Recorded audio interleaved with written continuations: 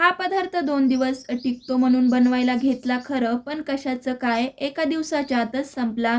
त्यासाठी एका भांड्यात 1 वाटी भात काढला. सोबतच त्यामध्ये 3 चमचे गूळ घालायचा आहे. नंतर त्यामध्ये 1 चमचा कुटलेली बडीशेप घातली, 1 चमचा खसखस आणि पाव चमचा वेलची पूड घालून भातामध्ये घातलेलं साहित्य चांगलं असं मिक्स केलं. त्यामध्ये आता अर्धा वाटी गव्हाचं पीठ घातल्यावर अजिबात पाण्याचा वापर न करता पीठ मळून घ्यायचं आहे.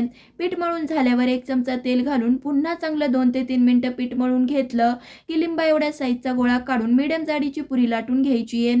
पुरी लाटून झाल्यावर मध्यम गरम तेलात खुसखुशीत अशी तळून घ्यायची.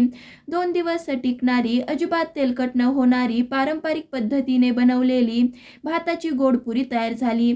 आवडलं तर लाईक, शेअर, सबस्क्राईब देखील नक्कीच करा. धन्यवाद.